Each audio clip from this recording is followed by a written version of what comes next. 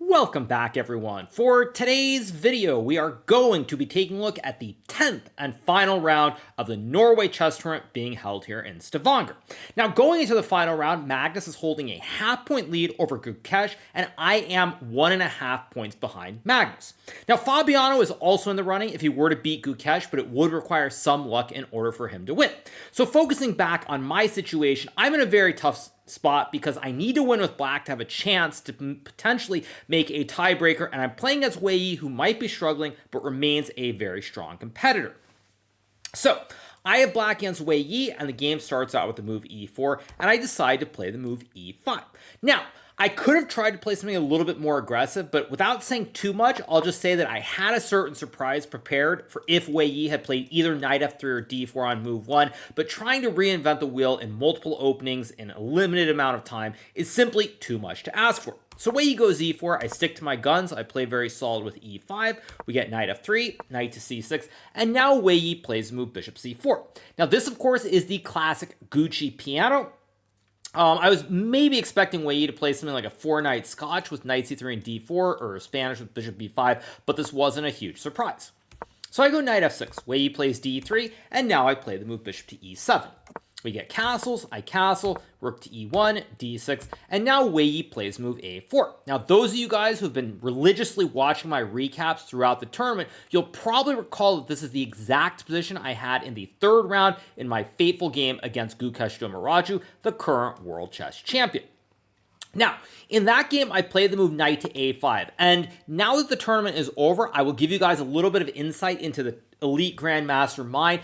Going into that game, or I should say going to this tournament, I had considered playing this move bishop e6, which I played in the American Cup, or playing this knight a5, c5 idea. Now, I'd actually told myself before the tournament started I was not going to play this knight a5, bishop a2, c5 line against Magnus, but against everyone else, I thought it might be okay. So I played against Gukesh, I got a bad position, eventually I was able to turn the tide, but ultimately the final blunder was made by me and I lost that game, and so for this game I decided to return to my roots and play the move bishop to e6. So Wei Yi goes knight bd2, I play a5, and now we get the move pawn to c3. I trade the juicers, and here I play the move h6. Now all this is very standard theory, we got the move h3, and here I play the move rook e8. Wei Yi plays knight e3, and now I took a bit of time before playing this move queen to d7, and I think in retrospect, this move was a slight mistake. Now what I probably should have played is the move bishop to f8 right away, because now if white plays move knight to h2 here, after d5 and queen to f3, for example, I can play d4, and with this bishop on f8 versus e7, any idea of knight to f5 is simply a lot less effective. So I played queen d7 instead. Wei Yi goes knight h2, and already here I was feeling a little bit uncomfortable with my position because as you'll notice, these knights combined with the queen are jumping into the fray very quickly. So I played the move d5, trying to build my big black center. We get the move queen to f3, and here I play rook a d8. Now what I probably should have played in this position was rook e d8, and there's a very nuanced and deep reason I should have played this. In the game after rook a d8, knight to f5, one of the lines that I considered but ultimately rejected was pawn takes pawn, and the move queen to d3, offering the trade of the queens. The problem with this line is that white can go bishop to e3, and after queen takes pawn, white trades and plays bishop takes h6. The knight and the pawn are under attack, and here if I move my knight to, let's just say, knight takes f2, white has knight takes g7, attacking the rook on e8, and my knight on f2 is also hanging. Now the reason I mention this is because in this position, had I played the other rook to d8 after knight to f5 takes queen d3, if white goes bishop e3 here after takes, and bishop takes h6, now I can simply move my knight, and you'll notice that there's no longer a rook that's being attacked on e8, so if white plays knight takes pawn, I can simply go bishop f8, there's no rook being targeted here, and now I win some material, and with it I win the game. Now, this is a very deep concept. The computer shows it. Probably in a human game, I would never realize that it's possible without seeing it. Because in this position, rook a d8 makes the most sense here because now both the rooks are on potentially open central files. So Wei Yi goes knight f5. Now I play the move king to h7, and Wei Yi plays knight g4. Now white has these knights really close to my king, and I was not sure how I was going to survive at this point. I was really in some doubt.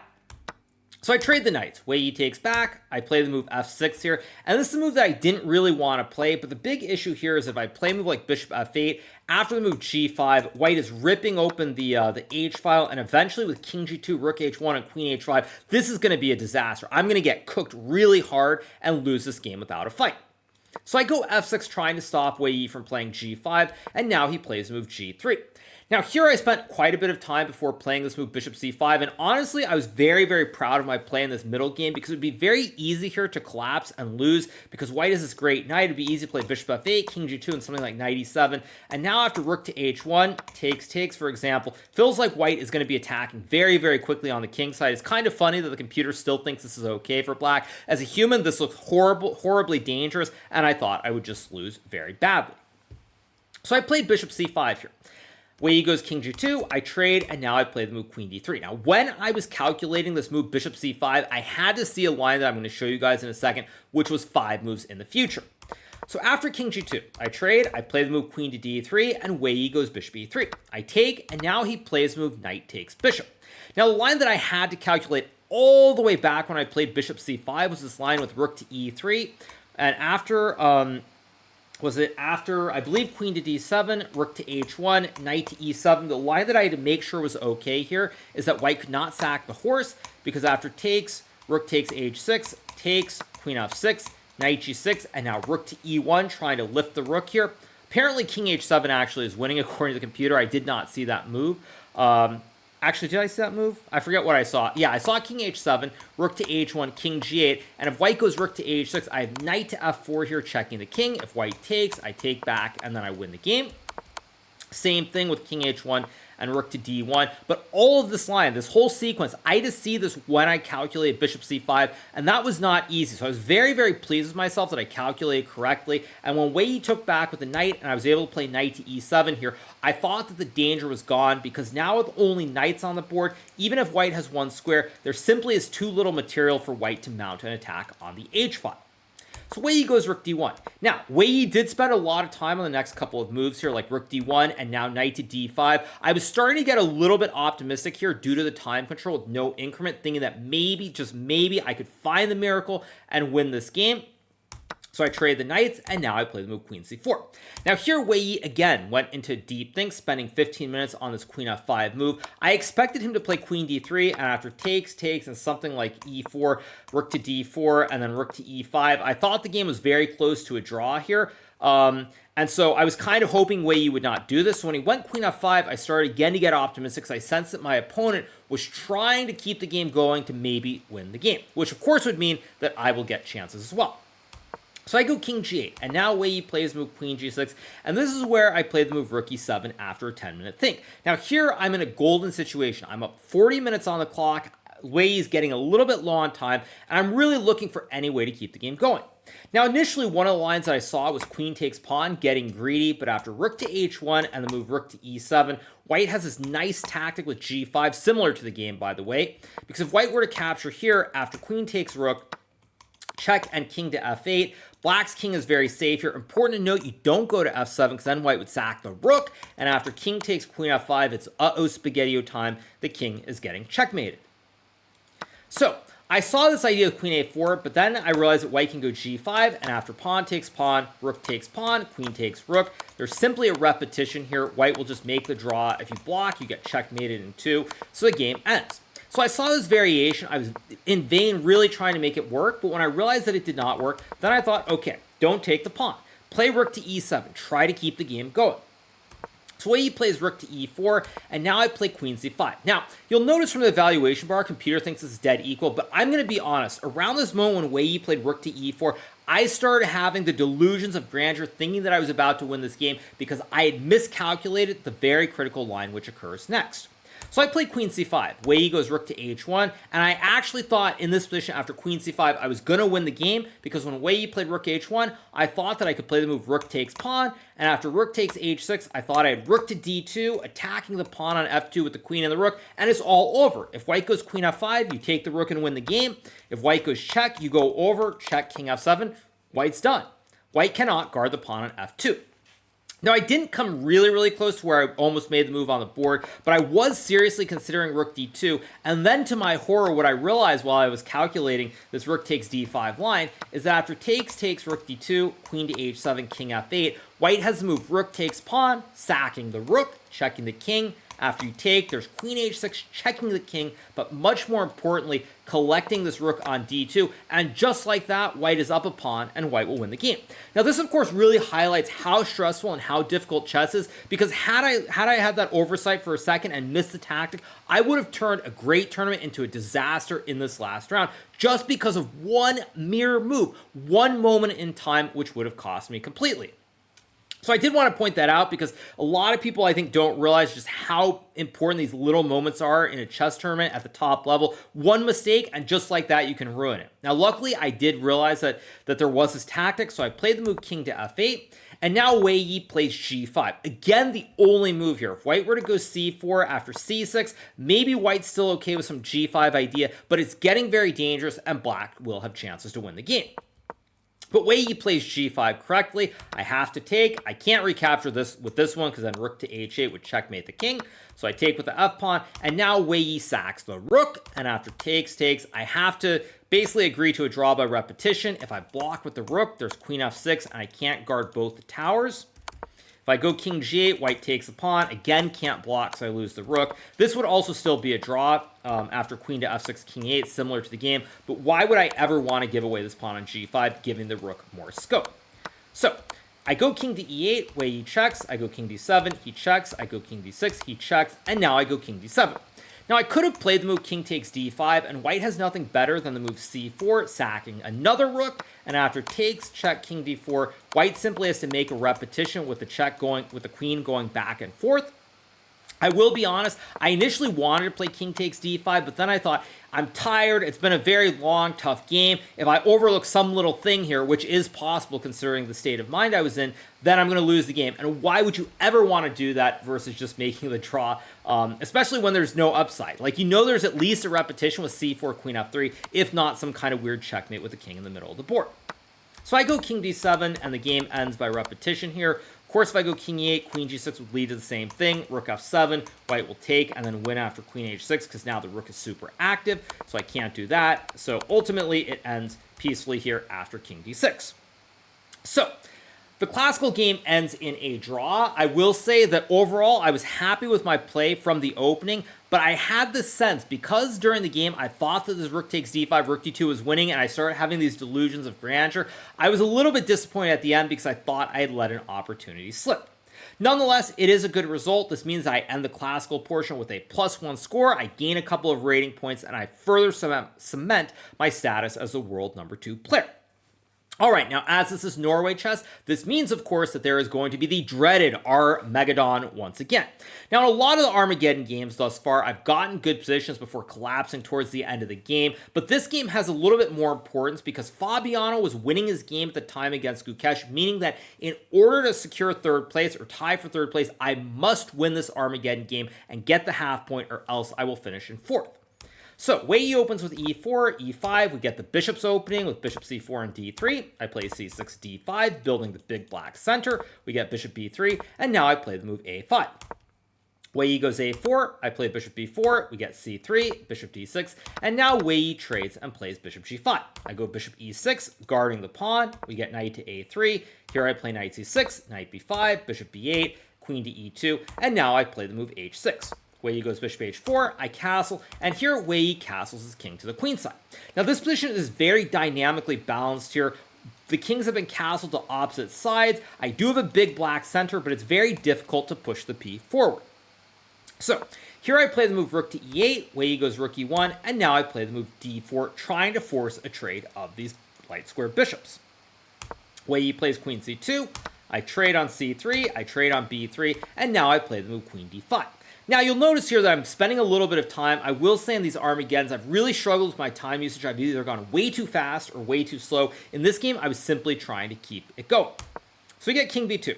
I trade, I play g5, bishop g3, and now I play the move e4. Now at this point, I have 4 minutes and 45 seconds. Wei is 7 minutes, 45 seconds. But I thought here that I had completely equalized. Now this is very important because when I play the move knight takes e4, I'm thinking I'm down a minute and a half. Time is going to even out. The position is simplifying. Bishops are coming off the board. I have knight c5. I should never lose the game. But Wei here finds the move bishop c7 after a 5-second thing, and this is an all-star move. This is a move that I think very few people would find under the pressure of the situation, but Wei plays this move. Now, it's not that this move is a great move necessarily, but it's a move that I had overlooked, and it's a move after which there is no obvious reply. For example, if I trade the bishops, now the rooks are getting forked. If I go knight c5, there's king c4.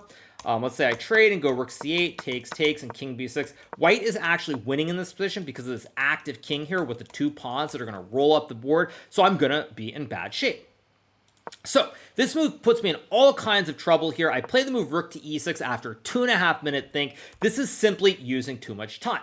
Now, it's not easy to find the right line. The computer wants this line, which I did calculate with takes, and knight a4. But after rook to e8, king h7, and a move like king b3, knight c5, and king a3, it looks like my bishop is permanently pinned on the back rank, and I'm just going to lose the game. Now, of course, the computer says knight d7, and apparently after rook to a6 here, like knight d2, rook a6, black is fine. But again, very, very tough. If I see the idea or I use my time to see it, that's fine. If I don't, this is borderline impossible to play. So I go rook e6. And now Wei plays move knight e5, and here I spend another 40 seconds before playing this move knight c5. This is the best move in the position, but the problem is after king c2, I didn't have a follow-up, and now I just collapse here and play the move knight takes a4, which loses the game on the spot. What I should have played was this move knight takes e5, and after rook to d8 and king to h7, I actually thought White could take this knight, and I have the same problem with the pin. But what I did not see here is that I have this nice move f6, and suddenly I've got my own pin working on the e file. And apparently after bishop d4 takes, bishop c5, the game goes on. Very, very hard to judge because it's bad bishop and bad rook. I don't even know if I'd gotten this bishop, I would have survived with the time situation. But it just shows how tough it is to play this. So I spend another 25 seconds before playing knight takes a4, and this move just loses on the spot, because now after knight takes knight, White is going to infiltrate with one of the rooks on the back rank. I'm going to lose this bishop on b8, and the rest is going to be history. So I take the knight, we get rook d8, king h7, Wei trades, and now he goes knight d4. The bishop on b8 or the rook on a8 are going to be lost here. I also only had like 6 seconds, so I could have already resigned after knight takes c6. I take the bishop, we get rook a8, takes, knight b6, rook a7, king g6, rook a6, and I think somewhere around here I flagged. I would have lost the game anyway. It doesn't really matter because Wei would have collected the pawn on e6. He would have had 3 pawns, so something like bishop g1, takes, and rook e2. And White has 3 pawns, a rook and a knight, versus 2 pawns, a bishop and a knight. Just no chance to survive. So I lose a very, very unfortunate Armageddon in this last round. This game, unlike some of the others, was not as clear-cut. There were ones against Arjun or Fabiano, which I definitely should have won. This one, while the position was there, it was very, very complicated, and it wasn't a simple situation. So I'm not too unhappy about losing this Armageddon from the standpoint of the actual play. Obviously, from the tournament standing, it's not ideal because it means that I will now finish in 4th place. But ultimately, as I said before the start of the tournament, my focus in this event was on the classical portion. If I did well in the classical games, I was not going to be too unhappy with the Armageddons regardless of the outcome. And from that standpoint, this tournament was a very big success for me. I finished the tournament with a +1 score. I win, I believe, 2 games, and I lose 1 game. I gained 3 rating points. My rating is now up to 2807. I'm currently solidly the #2 player in the world, and the road to the candidates will be starting fairly soon. I'm going to look to play some open tournaments around the world, maybe in Japan, maybe in America, maybe some other places as well. We'll see what the options are going forward. But at any rate, this was a big success from the classical standpoint because now I just have to get the 22 games, and if I get the 22 classical games, I will be able to play in the candidates next year. So, big success from the classical standpoint, maybe in this specific tournament, not what I was hoping for, but overall, it was a good event. Now, the thing that I'm also going to say about this event, and you maybe could have noticed today during the last game, or even during this recap, is that I am extremely tired. I don't think I've ever been this tired after a tournament of chess. When people wonder when I talk about classical chess, and it's so draining, I'm so tired, it's so difficult, this is what I'm referring to, where I have almost never been this tired after a tournament, and I just want to do anything, literally anything, except play chess for the next couple of weeks. So that's going to do it for my final recap here from the Norway chess event in Stavanger. I would be remiss if I did not mention that Magnus Carlsen was the winner. Second place was Fabiano. Third is Gukesh. And I finished in fourth place. So big shout out to Magnus, who does win the event in spite of the big, massive, earth-shattering loss to Gukesh earlier in the event. So hope you guys enjoyed the recap. If you're not already subscribed to the channel, make sure that you smash that subscribe button below, and we will be back with more great content in the very near future. I'm going to go peace out, and I'll see you guys very soon. Have a good one. Bye.